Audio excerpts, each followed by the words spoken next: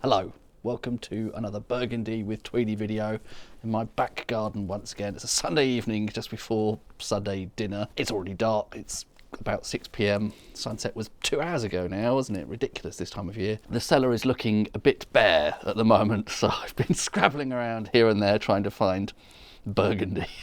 This is from a local wine shop, local-ish. It's a Morey Saint Denis. I don't actually drink a lot of Morey Saint Denis, do I? But it's in the Cote de Nuits. It's in between Gevrey Chambertin and Vosne Romanée, I think, isn't it? Somewhere in the middle there. And it's a 2019 vintage, so both of those things sounded appealing. Well, I don't know if Morey Saint Denis immediately sounded appealing because it's not a village I'm very familiar with, tending to stick to Gevrey Chambertin and others that regularly feature on this channel. The producer is Stephane Magnien. The name rings a bell probably just because of the surname. It's one of those surnames that crops up a lot in Burgundy with different first names. There's obviously an ancient family, the Magniens in Burgundy. Slightly head scratcher of a qualification to the name there. It says grain fin, fine grain, is that? Sometimes when you try to literally translate French words, you end up with a misleading meaning. It's not a term I've encountered. I often see vieilles vignes, old vines. Is that possibly just the name of a vineyard in Morey Saint Denis?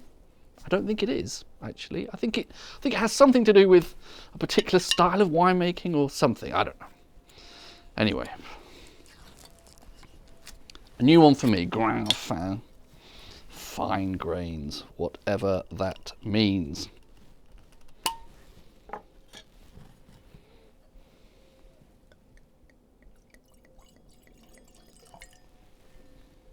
Probably not much point commenting on the colour in this appalling lighting.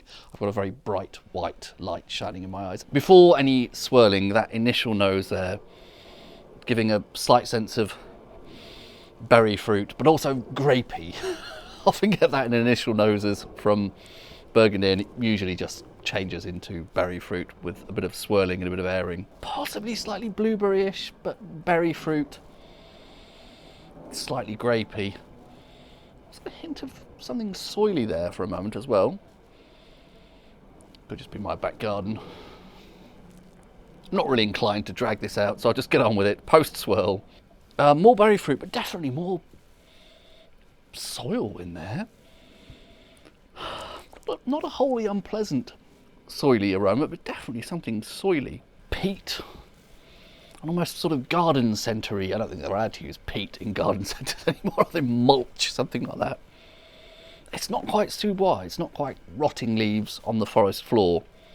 It is more like earth and soil and berry fruit. Interesting. Okay.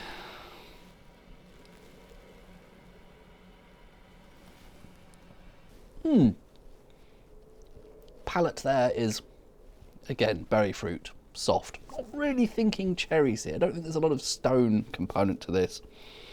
Soft berry fruit. I think this is possibly a bit more of a Morey Saint Denis style, isn't it? From my limited understanding of Morey Saint Denis.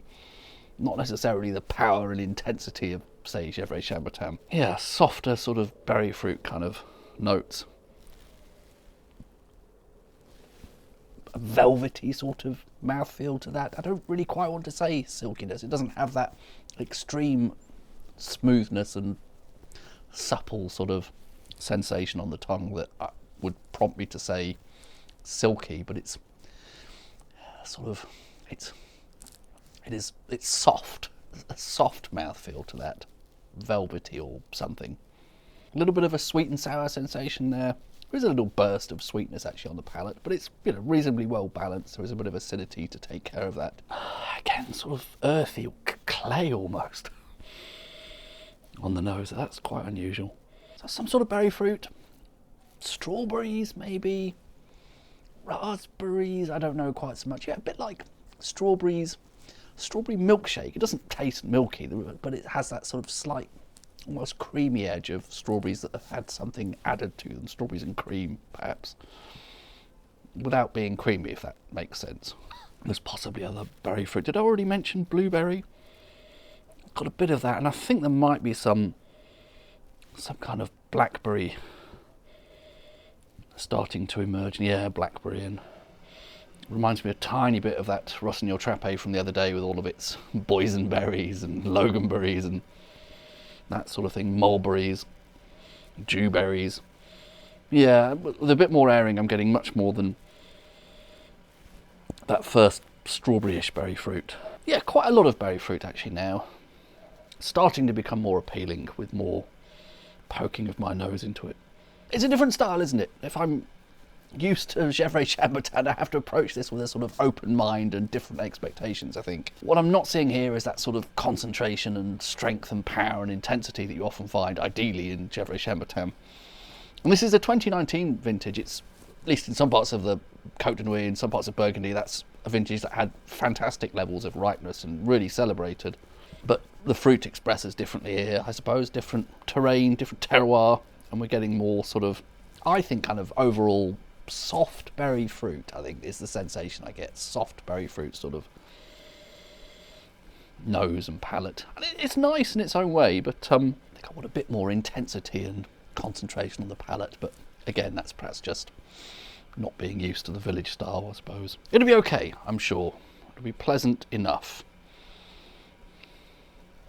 But I'm a little bit off-piste here in terms of my knowledge of this village, so don't really know how to appraise that properly.